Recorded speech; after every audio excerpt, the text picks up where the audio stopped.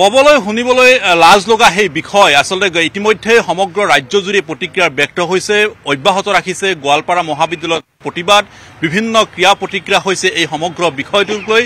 গোটেই বিষয়টো ফালৰি কটিছে নেকি তাক লৈ প্ৰশ্ন উত্থাপন কৰা হৈছে মাথোন দোষী এগৰাকীয়ে নে ইকবালে নে তাৰ লগত আন কোনোবা জড়িত আছে এই বিষয়টো প্ৰশাসনে আসলে গভীৰভাৱে অধ্যয়ন কৰিছে নে নাই প্ৰশাসনে কৰবাত আসলে সপাধিলা নীতিৰে আগবাঢ়িছে নেকি এই দিশসমূহ আসলে প্ৰশ্ন ৰৈ গৈছে তাৰ মাজতে যিহেতুকে শেহতীয়া বিগত কিছুদিন ধৰি অব্যাহত ৰাখিছে প্ৰতিবাদী কাৰ্যসূচী গোৱালপাৰা মহাবিদ্যালয়ত গতিকে সেই প্ৰাংগণতে মই উপস্থিত আছো আৰু তাৰ পৰাই প্ৰতিক্ৰিয়া ল'বলৈ চেষ্টা কৰিম এই সমগ্ৰ বিষয়টোৰ ক্ষেত্ৰত তোমালোকে এই কাৰ্যসূচীত অংশগ্ৰহণ কৰিছে আৰু দোষী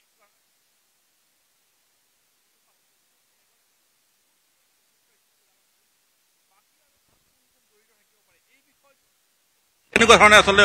তোমালোকে অৱগত কৰাইছা সহযোগ কৰিছে বা আৰক্ষী এই দিশটো কিমান ধৰণে গুৰুত্ব গ্ৰহণ কৰিছে প্ৰথমে আপোনালোকক সকলোকে ধন্যবাদ জনাইছো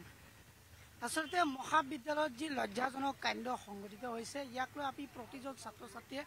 আজি লজ্জিত আজি সমগ্ৰ অসমবাসী তথা গোৱালপাৰাবাসী আমি লজ্জিত আমি দুখ পাইছো কিন্তু যেতিয়া আমি এই ঘটনাটো সংঘটিত হোৱাৰ ক্ষেত্ৰত আমি অৱগত হৈছো লগে লগে আমি জিলা প্ৰশাসনক বস্তুটো আমি জনাইছো আৰু তাৰ লগে লগে জিলা প্ৰশাসনে দোষীগৰাকীক মূল যিগৰাকী দোষী তেখেতক কৰায়ত্ব কৰিছে আৰু কৰায়ত্ব কৰি ইতিমধ্যে ইনভেষ্টিগেশ্যন চলি আছে তদন্ত চলি আছে তেখেত ইতিমধ্যে জেলতো আছে কিন্তু আমি ক'ব খুজিছো যে আৰু এটা যে প্ৰশ্ন উত্থাপন হৈছে যে যি আৰু কোনোবা ইয়াৰ লগত জড়িত আছে নেকি এতিয়া বিভিন্ন ক্ষেত্ৰত প্ৰশ্ন উঠি আছে যে কিছুমানে বোলে দৰ্জা লগাই দিছে কিছুমানে ছাপৰ্ট কৰিছে কথাটো ঠিকে যদি কোনোবা এনেকুৱা ধৰণৰ ক্ৰিয়াকলাপত ছাপৰ্ট কৰিছে এই ৰেপ হোৱা ঘটনাৰ লগত যদি কোনোবাই সমৰ্থন কৰি কোনোবাই দৰ্জা লগাই দিছে এই বিষয়টোৰ প্ৰতি আমি জিলা প্ৰশাসনক দাবী জনাইছো যে এই বিষয়টোৰ প্ৰতি আপোনালোকে তদন্ত কৰক আৰু তদন্ত কৰি যিসকলে মূল আসলতে অভিযুক্ত আৰু যিসকলে যদি ইয়াৰ লগত জড়িত যিসকলে ছাপৰ্ট কৰিছে তেওঁলোকক অতি সোনকালে কৰায়ত্ব কৰি আইনীভাৱে সাংবিধানিকভাৱে উচিত শাস্তি প্ৰদান কৰিব লাগে ই আমাৰ ছাত্ৰ সমাজৰ দাবী আৰু ইয়াৰ লগতে মই আপোনালোকক এটা কথা ক'বলৈ খোজো যে গোৱালপাৰা মহাবিদ্যালয়ত যি কাণ্ড সংঘটিত হৈ গ'ল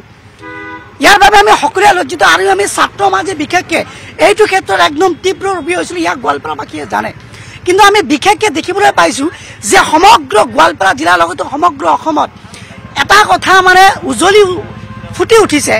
যে গোৱালপাৰা জিলাখন বা গোৱালপাৰা মহাবিদ্যালয়ত এনেকুৱা কাণ্ডবোৰ যেন হৈ থাকে এনেকুৱা নহয় যদি হয় সিদিনা আমাৰ মহাবিদ্যালয়ত এটা দুৰ্ঘটনা সংঘটিত হৈছে তাৰ আগৰ দিনা আমাৰ মহাবিদ্যালয়খন অভয়পুৰী ইউথ ফেষ্টিভেলত ওৱান অফ দি বেষ্ট কলেজৰ চিনাকি দিয়া হৈছে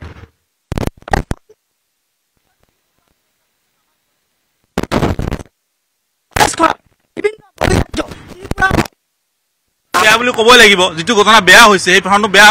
ক'বই লাগিব 100 to 10% আমি বেয়া বুলি কৈছো যাৰ কাৰণে আজি আমি ছাত্ৰমুক্তি ৰাজপথত আজি আমি ছাত্ৰমুক্তি এজাহাৰ দি এই মানুহজনক কৰায়ত্ব কৰিছো বেয়া বুলি বেয়া যোনটো বেয়া আৰু এটা কথা স্পষ্ট কিছুমানে এই যে কাণ্ড সংঘটিত হৈছে ইয়াক মানে একাংশ মানে মানুহে কি কৰিব খোজে হিন্দু মুছলমানৰ নামত ডাইভাৰ্ট কৰিব খোজে ৰেপিষ্ট মিন ৰেপিষ্ট তেওঁ হিন্দু নহয় তেওঁ মুছলমান নহয় অপৰাধীজন অপৰাধী তেওঁক আপুনি বা মই ধৰ্মীয় এংগলত দেখিম নেকি অপৰাধী মানে অপৰাধী তেওঁক ধৰ্মীয় এংগলত দেখি লাভ নাই তেওঁ অপৰাধ কৰিছে তেওঁ শাস্তি পাব লাগে ইয়াৰ ছাত্ৰ সমাজৰ দাবী কিন্তু আমি দেখিবলৈ পাইছো যে বাৰম্বাৰ এই ঘটনাটো কেৱল আৰু কেৱল সাম্প্ৰদায়িক পৰিস্থিতি সৃষ্টি কৰাৰ কাৰণে হিন্দু মুছলমানৰ নাম লগাই আছে এই ঘটনাটো আমি ছাত্ৰ সমাজে ভাল পোৱা নাই আজি মহাবিদ্যালয়ত এনেকৈ কিছু ঘটনাৰ লগত এই যে ৰেপিষ্টৰ ঘটনা সংঘটিত হৈছে ইয়াৰ লগত আমি দেখিবলৈ পাইছো যে আমাৰ মহাবিদ্যালয়ৰ দুয়োগৰাকী প্ৰফেচৰক ছ'চিয়েল মিডিয়াৰ মাধ্যমত একাংশ উগ্ৰ হিন্দুত্ববাদী মানুহে কি কৰিছে বিভিন্ন ধৰণৰ লাঞ্ছিত বঞ্চিত অশালীন আমি মূল ঘটনাটোলৈকে যাওঁ যদি সিদিনাখন যেতিয়া ঘটনাটো সংঘটিত হৈছিলে আপোনালোকে গৈছে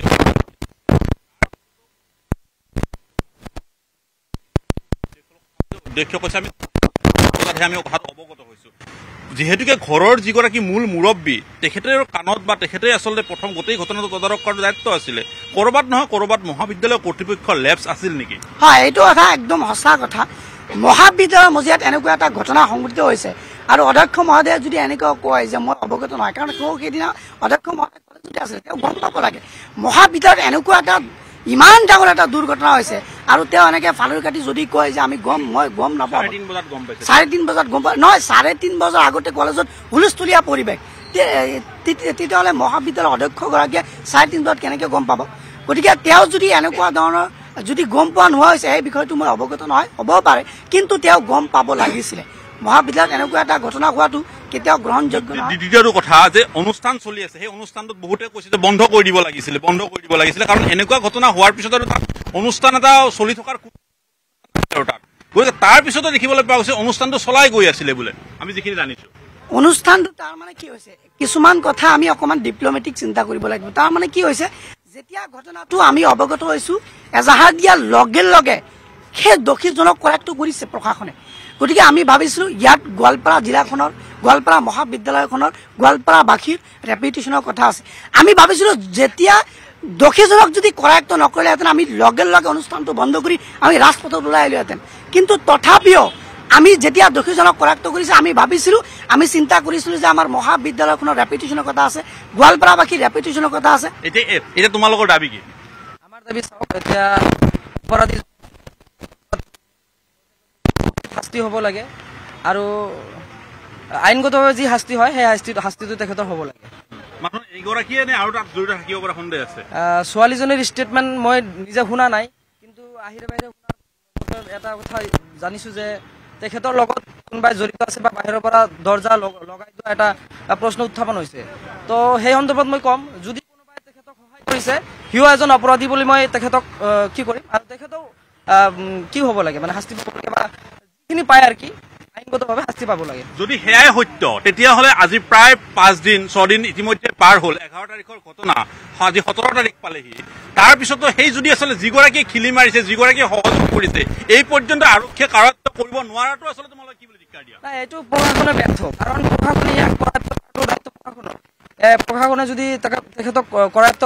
কৰিব পৰা নাই, এতিয়া তাতে ছাত্ৰ সমাজে আমি কি কৰিম? আমি তেখেতক জনাইছো যে